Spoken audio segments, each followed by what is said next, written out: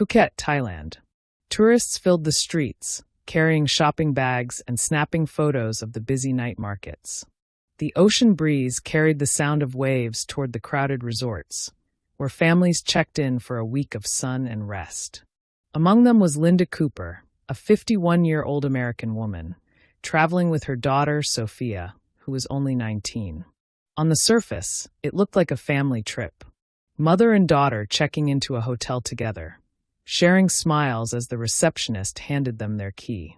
But behind those polite gestures was tension. Their relationship had been strained for years. Friends would later say that Linda wanted reconciliation, while Sophia wanted distance. Yet here they were, together in Thailand. What no one knew was that Sophia had arrived with more than luggage. She had been exchanging messages with her boyfriend, Daniel Brooks, a man in his mid-20s who had flown in separately. Linda wasn't even aware that Daniel was in the country. At the front desk, Sophia signed the check-in form next to her mother's name. To the hotel staff, nothing seemed unusual. But Daniel was waiting nearby, blending into the crowd, keeping a low profile. His presence was not a coincidence. The three of them, Linda, Sophia, and Daniel, were now within the same walls. And from that moment, a countdown had begun. Before we continue, let me pause for a moment. Where are you watching this story from? Let us know in the comments. I always find it powerful to see how stories like this connect people across the world. And if you haven't already, hit subscribe, because in this case, every detail matters and you won't want to miss a single one. Back at the resort, Linda settled into the room, arranging her clothes neatly, setting her phone to charge. Sophia appeared calm, but the truth was different. Her messages to Daniel in the days before told a darker story. "It's ready," one read. Another, "We just have to follow through." This wasn't a spontaneous decision. It was planned. Every step, every move. And the walls of that bright hotel room, fresh sheets, polished mirrors, wide windows facing the beach, were about to become the scene of something that no one could have imagined. Sophia and Daniel thought they had calculated everything. But in reality, they had overlooked something crucial. Something that, in time, would expose them completely. The night outside the resort was still. A faint hum of crickets lingered beyond the tall palm trees, the air thick with humidity. Inside room 214, however, silence carried a very different weight. Linda lay on the bed, scrolling absent-mindedly through old photos of family vacations. She sighed at one memory after another, her face softening at pictures of Sophia as a child. In those photos, Sophia's smile had been unguarded, full of life and innocence. Linda whispered to herself, "She was my everything." Across the room, Sophia kept her head down, pretending to brush her hair at the mirror. The reflection betrayed what she was trying to hide, her clenched jaw, her shallow breathing, the way her hands trembled as they gripped the brush. She knew what was about to happen. She had chosen this path. Yet a faint flicker of hesitation lingered in her eyes. In the bathroom, she typed out a final message to Daniel. "It's tonight. Be ready. The door will be open." The screen glowed faintly against her pale face before she locked it and tucked the phone away. Meanwhile, Daniel had been pacing in his room on the far side of the resort. He had rehearsed this moment in his mind countless times, imagining every step, every possible mistake. He touched the handle of the hunting knife hidden beneath his jacket, testing the grip, making sure it was ready. His heart thudded hard enough that he thought others might hear it through the walls. At 12:07 a.m., Daniel stepped into the hallway. The carpet absorbed the sound of his footsteps. Each door he passed reminded him that behind those walls, tourists were sleeping soundly, oblivious to the darkness unraveling just a few steps away. When he reached room 214, he stopped. The door was ajar, just as promised. A sliver of warm light spilled into the hall. He paused, his hand hovering over the doorframe. In that moment, the enormity of what he was about to do pressed against him. But then he remembered Sophia's words. "She'll never let us be together." That was enough. He slipped inside. Linda stirred slightly, half asleep, her phone sliding from her hand onto the bedspread. She opened her eyes just enough to see a figure moving in the shadows. Confusion washed over her face, then fear, as Daniel drew the knife. The blade struck with shocking speed. Linda gasped, her eyes widening in horror, her voice breaking into a faint cry before being silenced forever. The white bedsheets turned crimson beneath her in seconds. Her hand reached for Sophia, perhaps in a desperate plea, perhaps in disbelief, but Sophia didn't move. She stood frozen, her face pale, her expression unreadable. The sound of the knife echoed only once in the stillness. Then silence. When it was over, Linda's body lay limp, her lifeless gaze fixed on the ceiling. Daniel pulled the knife back, his breath sharp and shallow. Sophia finally moved closer. She stared down at the woman who had raised her, the woman she had conspired against, and for a fleeting moment, the weight of her choice threatened to crush her. But Daniel's voice pulled her back. "Help me. We don't have time." Together, they stripped the bed of its sheets, wrapping Linda's body in layers of blood-soaked fabric. The air grew heavy, the metallic smell of iron filling the room. Sophia tied the corners tightly while Daniel fetched the suitcase, a large, oversized case they had bought specifically for this night. It wasn't easy. The weight was overwhelming, both physically and emotionally. The suitcase barely zipped shut, its shape awkward, its fabric bulging. But when they were done, they stared at it in silence. Inside that case was more than a body. Inside it was their betrayal, their secret, and the seed of their downfall. They wiped the surfaces with towels, scrubbing at the stains, though no amount of cleaning could truly erase what had been done. The air conditioner hummed in the corner, carrying the faintest trace of blood through the vents. At 12:45 a.m., they lifted the suitcase. Their arms strained under the load, but they forced themselves to walk calmly. They rehearsed the look, relaxed faces, controlled steps, like two travelers leaving early for a flight. The elevator ride down was suffocating. Each floor passed with a faint ding that felt louder than the last. Sophia glanced at the glowing panel above the doors, willing it to move faster. Daniel kept his head down, gripping the handle so tight his knuckles whitened. When the doors slid open into the brightly lit lobby, they forced themselves to breathe. It was nearly 1 a.m. Most guests were asleep, most staff distracted. They thought they could blend in. They thought they were invisible. But they weren't. Behind the front desk, the night clerk looked up. Something about the way the suitcase dragged, the way the young couple avoided eye contact, caught his attention. His eyes lingered, narrowing as he watched them cross the polished floor. Sophia and Daniel had no idea. They believed the hardest part was already behind them. But in truth, the walls of their secret had already begun to crack. Before I continue, let me ask you something. If you were the clerk that night, would you have acted on suspicion or brushed it off? Share your thoughts below. I want to know how you would have responded. Because what happened next was the first step in unraveling everything they thought they had so carefully planned. The hotel corridor smelled faintly of disinfectant and the ocean air that filtered in from the balconies. At that hour, the resort was quiet. A few lights still burned, room doors closed, housekeeping carts parked and empty. On the suite's balcony, the sea suggested peace. Inside, the air was charged. Linda slept in the large bed, the travel fatigue heavy in her limbs.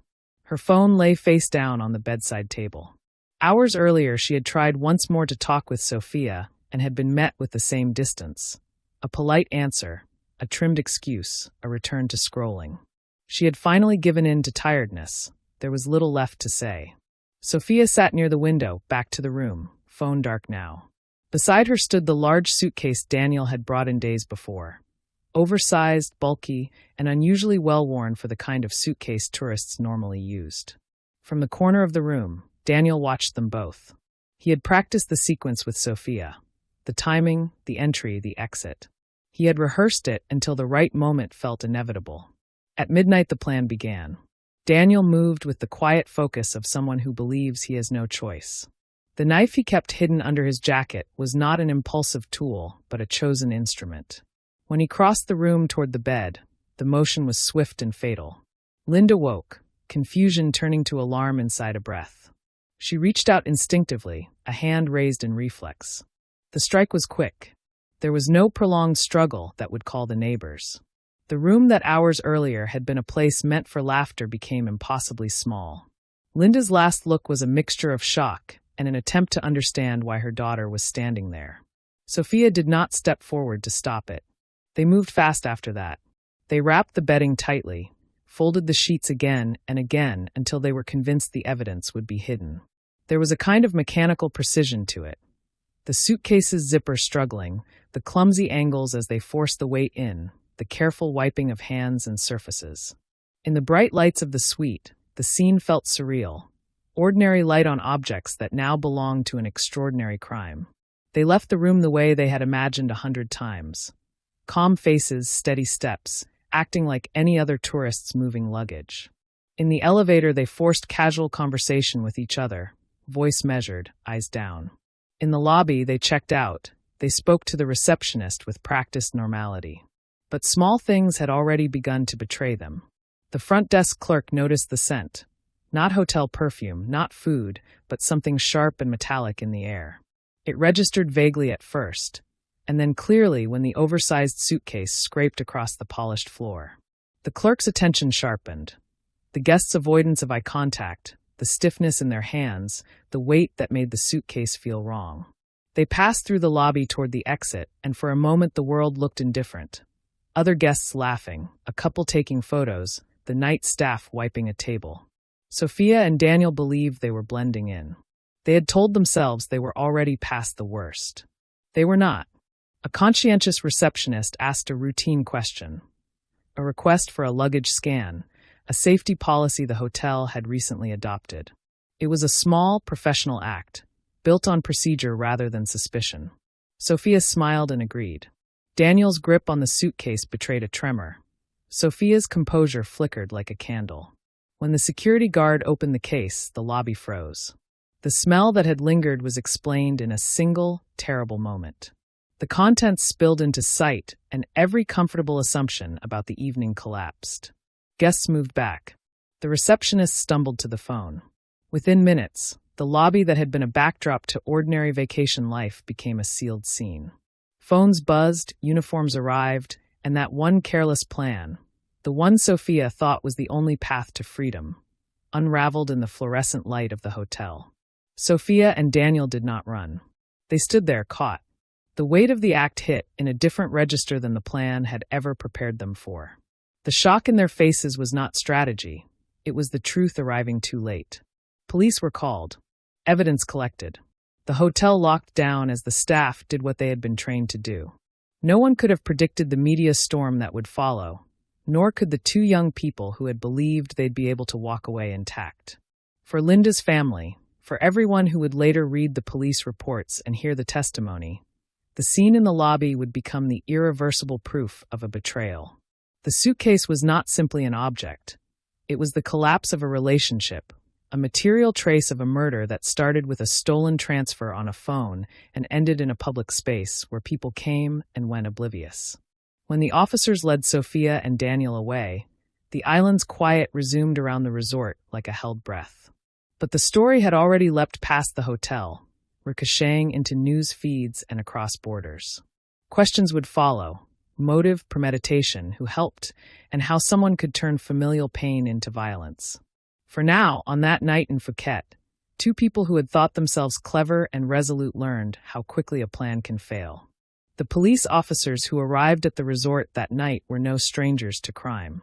Phuket was a tourist paradise, but it had seen its share of thefts, fights, and even the occasional tragedy. What unfolded in the hotel lobby, however, was unlike anything they had dealt with before. A body concealed in a suitcase, the victim a foreign guest, the suspects her own daughter and a companion. It demanded immediate attention, precision, and discretion. The suitcase was sealed and moved carefully, guarded as if it were a vault of evidence. The reception area, once bright and buzzing with travelers, transformed into a cordoned-off crime scene.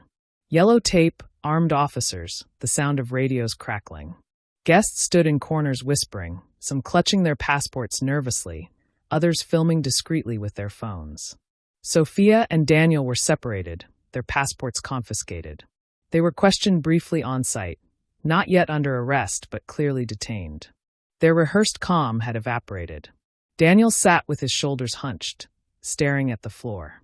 Sophia leaned back against the wall, expression unreadable, eyes fixed on nothing. Detectives began with the basics: identities, travel itineraries, room assignments. Their first discovery was chillingly simple. Linda Cooper had been reported missing earlier that day by another guest who noticed she hadn't shown up for a planned outing. The missing person note and the suitcase were now one case. Back in the hotel suite, forensic teams documented everything. Every surface was photographed, every stain swabbed, every item collected. The bed told its own silent story. Torn sheets, a dark imprint on the mattress, fibers and fingerprints that no amount of wiping could erase. On the nightstand lay Linda's phone, its screen still smudged with her last attempt to call home. But the real breakthrough came when investigators seized the devices belonging to Sophia and Daniel. In the fluorescent-lit station, officers scrolled through messages that revealed more than either suspect would ever admit aloud. The texts were not frantic or accidental. They were structured, deliberate. "It has to be tonight. She won't expect it. The suitcase is ready." The tone was matter-of-fact, chilling in its detachment. They spoke of Linda not as a mother or a person, but as an obstacle. Plans were time-stamped days earlier, long before the fatal night. Screenshots of airline bookings traced back to Linda's stolen credit card. Payments were made to cover Daniel's travel, the digital fingerprints impossible to dispute. What might have been argued as a crime of passion began to look like something else entirely: premeditation. The Thai authorities acted swiftly, but faced a complex dilemma. The crime had happened on their soil, but all parties involved were foreigners. Linda was an American, as were Sophia and Daniel. This was not just a local case anymore, it was international. By the next morning, U.S. officials were alerted. The embassy sent representatives to oversee developments. Within hours, the case was already being reported in U.S. media outlets, headlines flashing across screens. American woman found dead in Phuket hotel, daughter and companion in custody. Pressure mounted. The Thai police, though methodical, understood the world was watching. They worked around the clock, compiling statements, forensic reports, and phone records. At the same time, discussions began behind closed doors about extradition. The process was neither simple nor quick. Treaties had to be consulted, legal frameworks navigated, and both governments had to agree on the handling of the suspects. For days, Sophia and Daniel remained in a local detention center. Small, stark rooms that smelled of disinfectant and concrete. There, stripped of their usual comforts, they confronted the magnitude of what had happened. Sophia, once convinced of her control over events, now found herself powerless. Daniel, restless and silent, spent his hours pacing. Neither could escape the knowledge that the messages on their phones, their own words, were speaking louder than anything they might say now. Weeks passed before the official extradition order was finalized. It was an uneasy waiting game, with lawyers filing motions and embassies exchanging letters. But eventually, the conclusion was inevitable. Both suspects would be flown back to the United States to face trial. When they were escorted through the Phuket airport under heavy guard, television cameras flashed, journalists shouted questions, and travelers paused to watch the strange, somber procession. Their flight home was not a return but a transfer, from foreign custody to American courts. Behind them lay a paradise island scarred by a crime that would never be forgotten. Ahead lay the country that would judge them. And still, one haunting question lingered in every headline, every news clip, every whispered conversation. Why would a daughter plan her own mother's death? The answer, if there was one, was waiting in the trial to come. By the time Sophia and Daniel stepped onto American soil, the case had already consumed the nation's attention. Every news outlet carried their faces, every talk show debated their motives, and every headline carried the same haunting photograph of Linda Cooper, smiling, unaware of what fate awaited her in Thailand. The trial promised more than justice. It promised to peel back the layers of a tragedy that had gripped millions.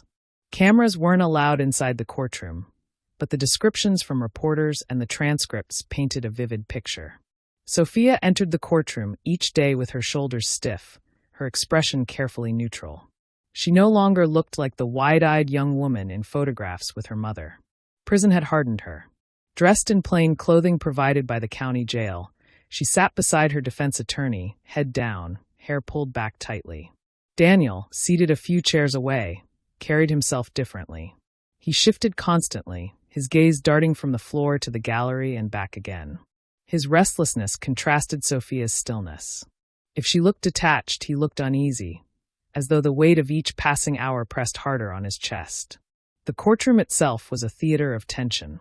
On one side sat the prosecution, their binders stacked high with evidence.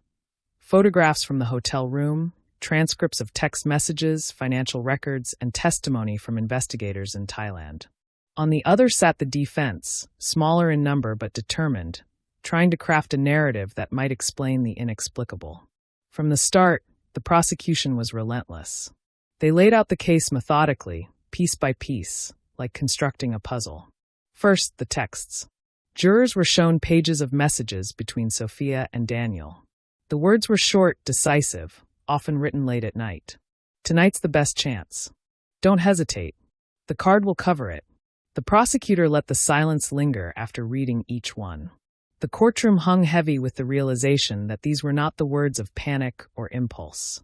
They were instructions, commands. Next, the credit card trail.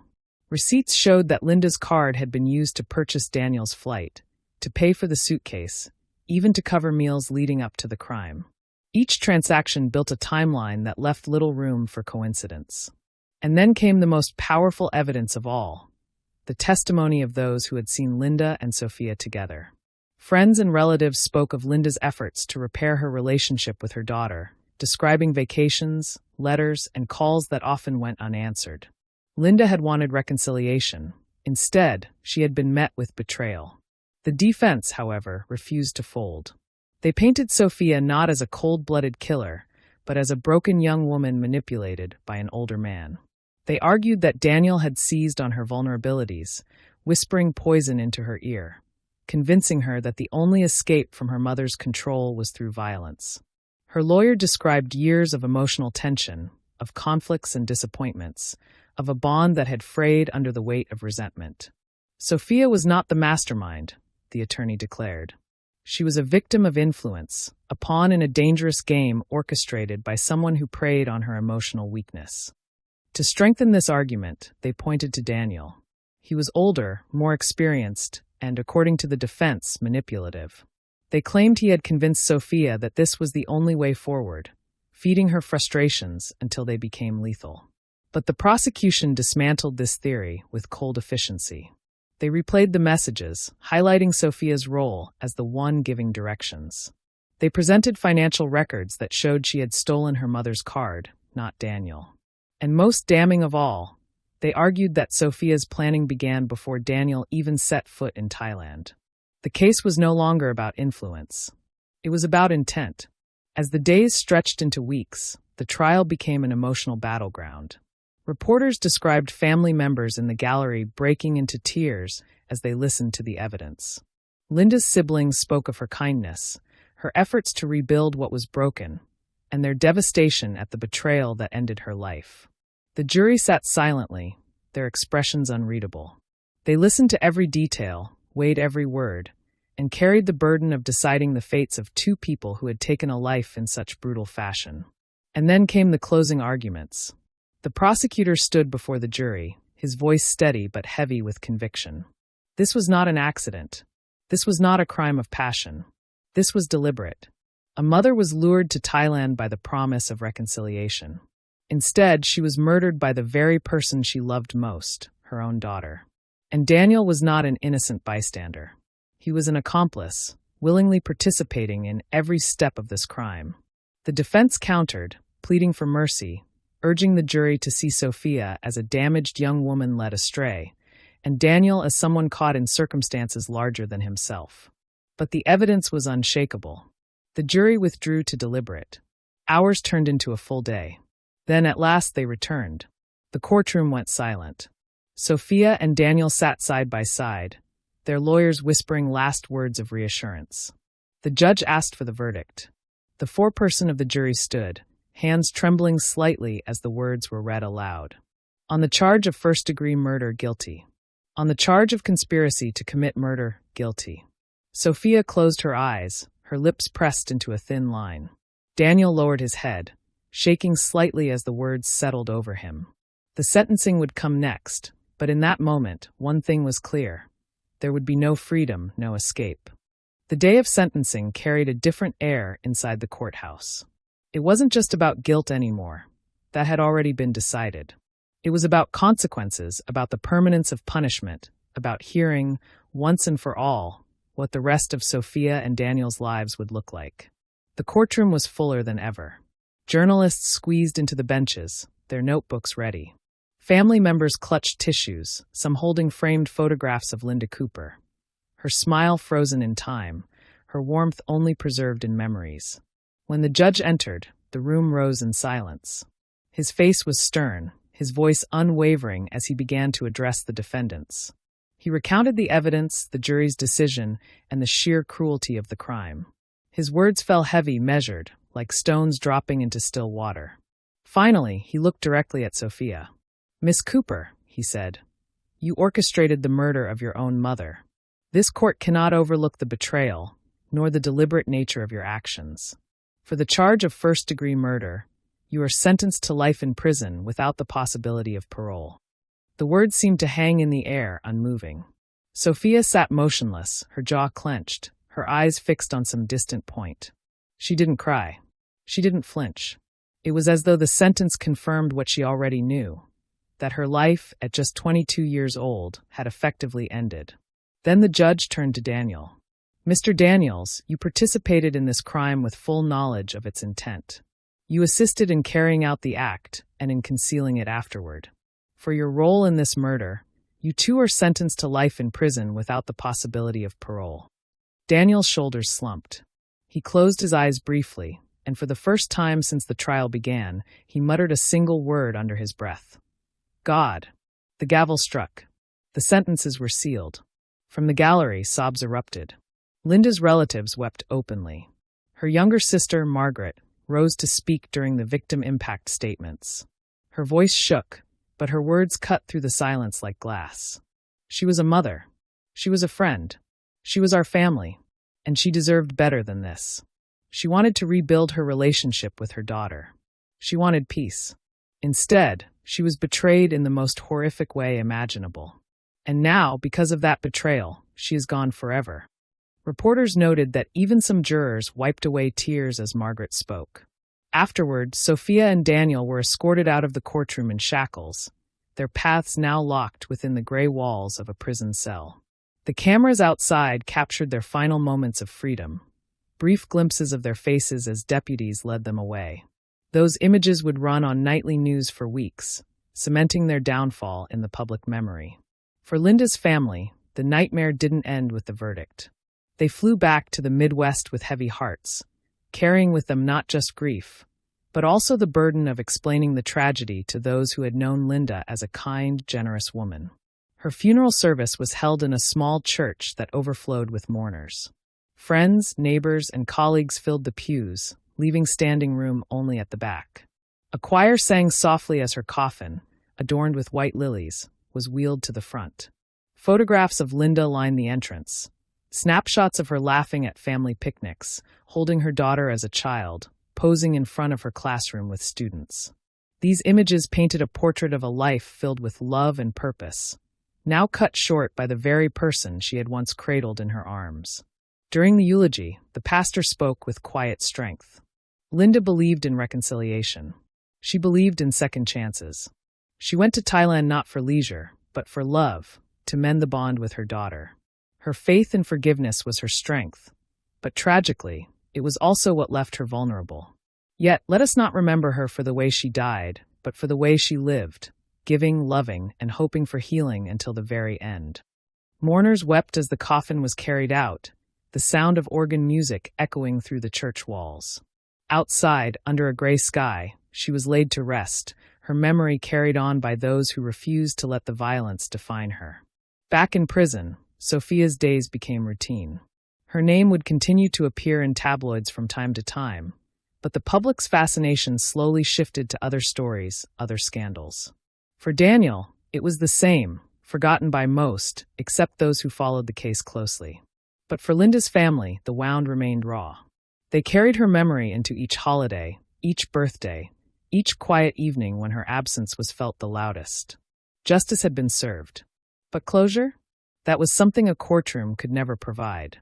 In the end, what began as a mother's hopeful journey became a story of betrayal, so deep it shook everyone who heard it.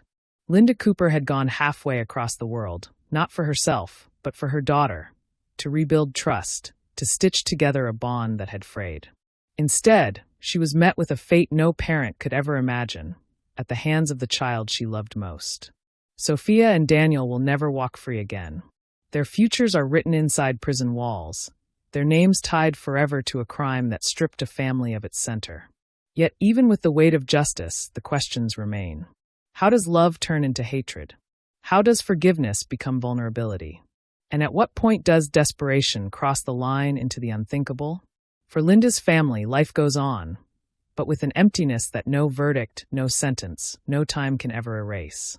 Her grave, marked with a simple stone, stands as both a reminder of her life and a warning of what unchecked resentment can become.